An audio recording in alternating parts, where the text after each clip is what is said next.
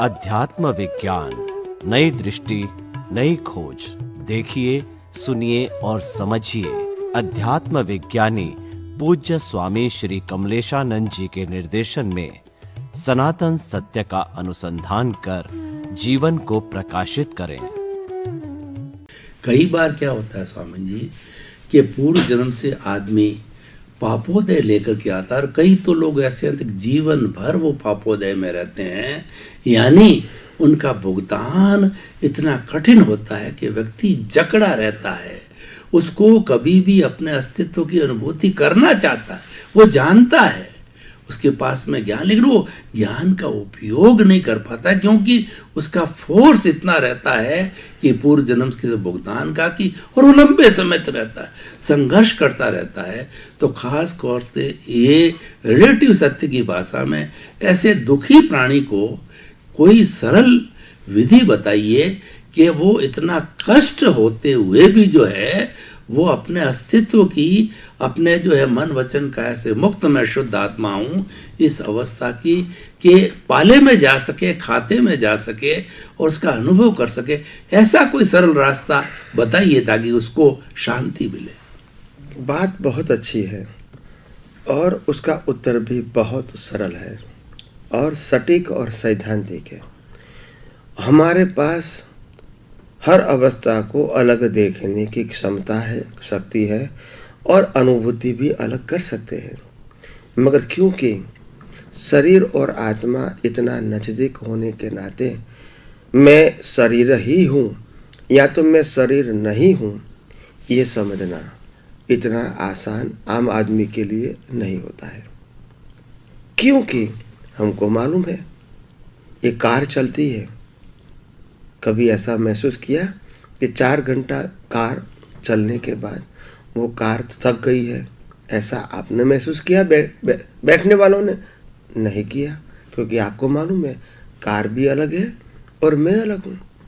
Car का accident हो गया, कुछ टूट गया हिस्सा, कांच टूट गया, इसकी विंडो टूट गई, ग्लास टूट गया, लाइट टूट गई, बॉनेट टूट गया, ये सब कुछ आप देखते हैं, फिर भी आपको मालूम है कि इसमें मेरा कुछ टूटा हुआ नहीं है, क्योंकि आप दोनों को, मैं और कार को अलग देख सकते हैं, समझ सकते हैं और अनुभव कर सकते हैं।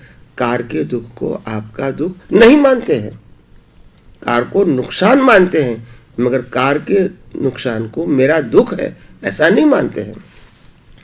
ऐसे अपने जीवन में ये बात हमको आज नहीं तो कल समझनी पड़ेगी कि ये मन वचन काया भी कार जैसी, साधन जैसी मशीनरी है, और ये मशीनरी का क्रिएटर कुदरत है, ऑपरेटर कुदरत है और डिस्ट्रॉयर कुदरत है। उनकी हर परिस्थितियों को चलाना, उनकी हर परिस्थिति को मेंटेन करना, उनकी हर परिस्थिति को कर्म के फल के रूप में सामने लाना, ये सब कुदरत का काम है। और मैं खुद यही मन वचन काया से संपूर्ण मुक्त ऐसा शुद्धात्मा हूँ। तो उनकी कोई भी अवस्था का भुगतान, वो मेरा भुगतान कैसे हो सकता है और कैसे बन सकता है? शरीर जड़ है और मैं चेतन हूँ, शरीर विनाशी है और मैं अविनाशी हूँ। शरीर का संचालक कुदरत करता है और मेरा संचालक मैं खुद करता हूँ। तो ये दोनों एक कैसे हो सकते हैं?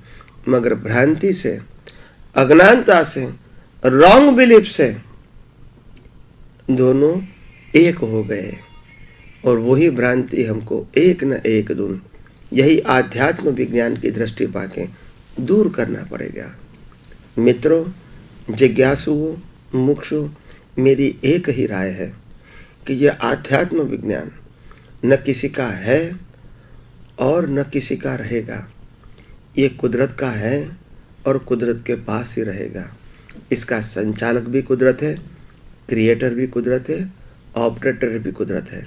मगर ये कुदरत का जो कानून है, अगर कोई भी इंसान इसको आत्मसात करता है, रियलाइज करता है, तो उसके बाद उसके अंदर वैराग्य आना, वितरागता आना, जड़ और चेतन का भेद अनुभव करना और इस संसार में आदि व्याधि उपाधि में भी समाधि प्राप्त करना, उनके लिए आसान हो जाता है।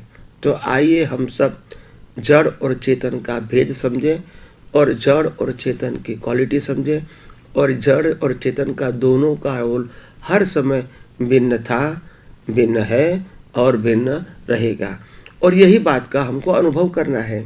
तो इसके लिए कोई टेंशन वरीज की ज़रूरत नहीं है, जागृति बढ़ाने की ज़रूरत है, अपनी दृष्टि को साइंटिफिक बनाने की ज़रूरत है, अपनी दृष्टि को कुदरत के कानून के रूप में ढालने की ज़रूरत है। ये सब होने के बाद बाकी सब जो होता है वो तो इसमें अलग रहना, सेपरेट रहना, मुक्त रहना बहुत आपके लिए आसान हो जाएगा। मैं समझता हूँ आप सब यही विज्ञान पाके खुद ही मुक्ति का अनुभव करो। ये विज्ञान न किसी ने बनाया है और नहीं कि कोई इसका ऑपरेटर है और क्रिएटर है। तो ये कुदरत का कानून है, आध्यात्म विज्ञान सनातन सत्य है। ये न मैंने बनाया है और न किसी ने बनाया है, मगर ये विज्ञान का जो जो लोग अनुभव करेंगे, आत्मसात करेंगे, उपयोग करेंगे, उसका खुद का जीवन धन्य हो जाएगा। बहुत बहुत धन्यवाद स्वामी जी, आपने बड़ा सरल तरीके से गहन विषय को जो स्पष्टीकरण किया उसके लिए हम आपके प्रति बहुत कृतज्ञता धन्यवाद ज्ञापित करते हैं। स्वामी जी, अच्छे अच्छे महात्मा लोग जो आपके सानिध्य में रह रहे हैं और उन्होंने ज्ञान की प्राप्ति की आपसे, वो सनातन सत्य को जानते हैं, कुदरत के कानून को जानते हैं, बहुत अच्छी तरह से जानते हैं, लेकिन फिर भी कई बार जो ये रहता है कि हम केवल ये मान के चलें कि ये शरीर जो है पूर्व जन्म के कर्मों के भुगतान के लिए है। इसका मतलब वही कहते हैं क्या हम साइलेंटली बैठ जावें, हम हाथ पांव नहीं हिलावें, कोई भी काम ना करें, यानी कोई गतिविधि करके और एक जड़ के रूप में, जैसे शरीर जड़ मानते हैं, तो हम मिश्र चेतन या चेतन रहते हुए भी एक जड़ रूप में बैठ जावें क्या? कोई तो हम मतलब अपने रिलेटिव सत्य की भाषा में जो पुरुषार्थ कहते हैं, रियल पुरुषार्थ तो आत्म जागृति है, लेकिन फिर भी वो भी इसमें वो कंफ्यूज रहते हैं और वो हर वक्त इसमें लगे रहते हैं कुछ न कुछ करने का। मतलब जानकार लोग भी इस तरफ ज़्यादा प्रवृत्ति में जाते हैं उस रिलेटिव पुरुषार्थ को करने में। तो ये भावना उनमें गहरी क्यों नहीं आती है, ये थोड़ा आप बताइए। उनकी भावना इस तरफ गहरी उनको तो होनी चाहिए, बेचारा बहिरात्मा की बात तो अलग है, लेकिन उनको तो होनी चाहिए। धन्यवाद। सबसे बड़ी बात क्या है कि आम लोग, आम इंसान के लिए ये बात समझना इतना आसान नहीं है, क्योंकि वास्तव में इस प्रकार का विज्ञान हमारे समाज में उपलब्ध होता ही नहीं है। क्योंकि हर धर्मगुरु शास्त्रों की बात करते हैं और शास्त्रों में जो लिखा है वो गुरु का भी खुद का अनुभव नहीं है, और वो विज्ञान की बात नहीं करते हैं, वो धर्म की बात करते हैं, संप्रदाय की बात करते हैं, क्रियाकांड की बात करते हैं। इन शॉर्ट वो सिर्फ फॉर्मेट की बात करते हैं, और विज्ञान सनातन सत्य बियॉन्ड फॉर्मेट है। तो बियॉन्ड फॉर्मेट की बातें फॉर्मेट में आपको कभी नहीं मिलेगी। मगर हाँ, जो आपका प्रश्न है वो अच्छा प्रश्न है, लाजवाब प्रश्न है, वाजिबी प्रश्न है कि आम आदमी को लगता है कि क्या अगर मैं शरीर को मशीन मानूं, मैकेनिकल मानूं, जड़ मानूं, कर्मों की भुगतान का साधन मानूं, तो क्या मैं बैठा रहूं, कुछ नहीं करूंगा? यह कुदरत के कानून को गौर से समझने की कोशिश करो। कुदरत जब अपने को शरीर देती है, हवा पानी खुराक कुदरत देती है, कर्मों के भुगतान का संयोग भी कुदरत देती है। आप सोचो आपके हाथ में क्या है? क्या आप आपकी स्वतंत्र शक्ति से श्वास ले सकते हैं? क्या आप आपकी स्वतंत्र शक्ति से सोच सकते हैं? बिना संयोग तो विचार भी नहीं आएंगे। क्या आप आपकी मर्जी से बोल सकते हैं? बिना संयोग तो बोलेंगे भी नहीं। क्या आप आपकी मर्जी से कोई क्रिया कर सकते हैं? बिना संयोग तो क्रिया भी नहीं कर सकते। सोचो, हम जो कुछ भी व्यवहार से करते हैं, मन से, वचन से, काया से, ड्यू टू द सर्कमस्टांसेस, और ये सर्कमस्टांसेस किसने दिया? कुदरत ने दिया। क्यों दिया? कर्मों की भुगतान के लिए। तो ये साधन का एक ही रोल है, कर्मों की भुगतान। अभी हम ये बात को दूसरे एंगल से देखना चाहते हैं। हर व्यक्ति अपने जीवन में सुख पाना चाहती है और लोगों को कहते हैं कि आपको सुख मिला, तो बोला हाँ मैं तो सुख मानता हूँ, मगर जब अच्छा खाना मिलेगा तो मेरे को सुख महसूस होगा। फिर खाना अच्छा मिलता है, सुख भी लगता है, मगर वो सुख क्षणिक होता है। थोड़े समय के बाद मान्यता बदलती है। बोला मेरे को अच्छा कपड़े पहनने में सुख लगता है, अच्छा कपड़ा इसको मिला भी, पहना भी, सुख भी लगा। बाद में चेंज हो गई कि भाई अभी तो सुख मिल गया, मगर फिर भी ये सुख कायमी नहीं है। फिर कहता है मेरे को पैसे में सुख मिलता है, पैसा आता है, जरूरत से भी 10 गुना ज्यादा आ जाता है। फिर भी कहता है नहीं नहीं पैसे में तो सुख नहीं है, नहीं था तब लगता था कि पैसे में सुख है, आ गया तो मेरे को समझ में आता है कि पैसे से मैं व्यवहार कर सकता हूँ, मगर पैसे में तो सुख नहीं मिलता है। क्यों नहीं मिलता है? क्योंकि खाने में, कपड़े में, पैसे में या तो दुनिया की कोई भी चीज में सुख देने का स्वभाव ही नहीं है, तो सुख मिलने का तो सवाल नहीं है। मगर हाँ, हमारी मान्यता से टेम्पररी सुख हमको मिलता है, जहाँ तक हमारी बिलीफ है। अगर हमारी बिलीफ चेंज हो गई तो वही चीज में आज आपको सुख नहीं मिलेगा। तो सुख दुख का तो सवाल नहीं है ये दुनिया के साधन में या इंद्रियों से।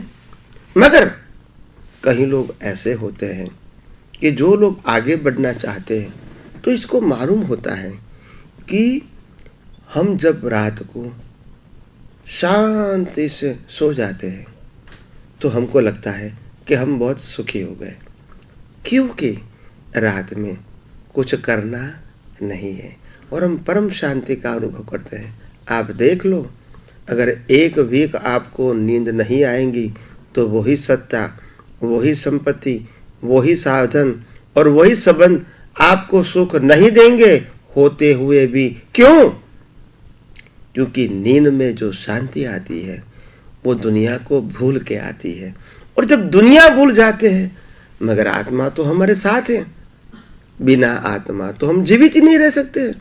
तो रात को जब दुनिया भूल जाते हैं तो आत्मा अज्ञानता से भी हमारे साथ हो जाता है और अज्ञानता से भी आत्मा का अनुभव हो जाता है, तो भी शांति हो जाती है, परम शांति हो जाती है, सुबह फ्रेश हो जाते हैं। विचार करो, सोचो, अगर अज्ञानता से भी आत्मा की हाजिरी हो गई, अनुभव हो गया, तो भी परम शांति होती है। तो वास्तव में ज्ञान से आत्मा का अनुभव होगा तो क्या नहीं हो सकता है। तो सोचो, समझो, बस समय की मर्यादा के अधीन मैंने जो कुछ भी समझाने का प्रयास किया आप समझते रहिए और आपके जीवन को मंगल बनाइए। स्वामी जी आपका बहुत बहुत धन्यवाद। श्रोतागण, हमें बहुत ही ये इस ज्ञान यज्ञ में नया नया आत्मा का ज्ञान मिल रहा है, नई दृष्टि मिल रही है, उससे हमारी एक नई सृष्टि बने।